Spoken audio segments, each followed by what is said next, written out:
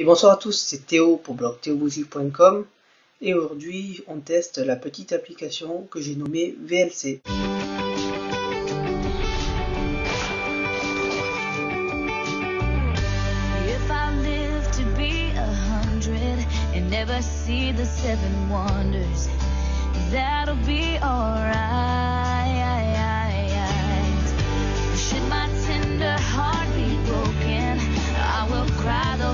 Drops from nowhere, I will be just fine, 'cause nothing changes.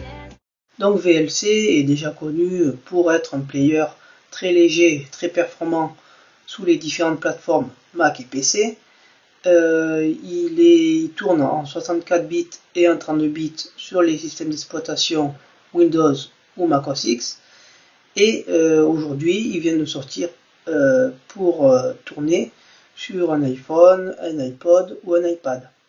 Donc on va procéder tout de suite à son test. Donc vous avez ici votre petite application VLC que vous avez précédemment téléchargée avec App Store. Donc on le lance, voilà. Et là VLC nous dit qu'il faut connecter sur iTunes, le synchroniser une première fois avec iTunes bien sûr comme j'ai dit précédemment. Et ensuite cliquer sur, qu'est-ce qu'il dit? Oui, cliquer sur l'application et faire ajouter. Donc c'est ce qu'on va faire. Je vais donc cliquer sur synchroniser, voilà. Le petit iPhone, pardon, se synchronise. Hop.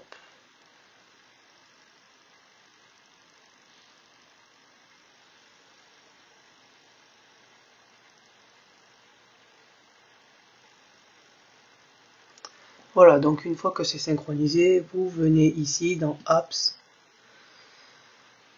et vous venez sur VLC. Vous baissez et vous cliquez sur Ajouter. Ensuite, vous venez sélectionner ce que vous voulez. L'avantage de VLC, c'est qu'il supporte tous les formats. Vous n'avez plus donc à convertir vos fichiers vidéo et perdre énormément de temps.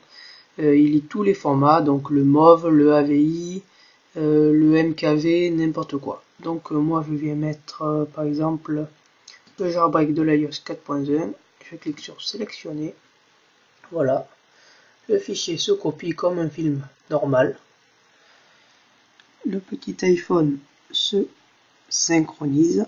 Une fois la synchronisation de fait, vous cliquez sur VLC, il se lance et vous voyez comme par magie que votre film est présent ici. Donc vous pouvez le lancer, voilà. Qu'est-ce que c'est? Your iPhone.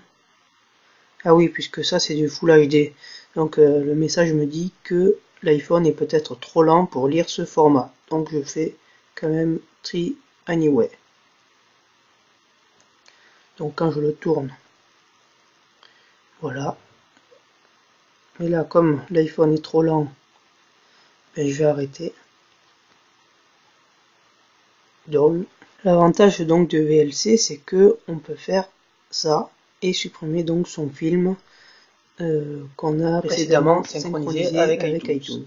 Donc j'allais oublier de vous dire ce que je pensais de VLC après le test, et j'allais oublier tout simplement de vous dire au revoir comme d'habitude, donc je vais le faire.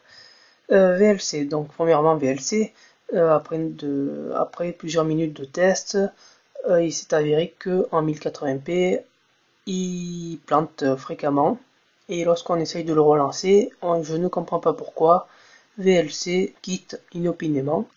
Alors je pense que c'est une première version qui est pas mal buggée, sinon c'est très sympa de pouvoir lire tous les formats d'encodage au lieu de passer par iTunes et de convertir pour que ça soit du format MP4 si je dis pas de conneries.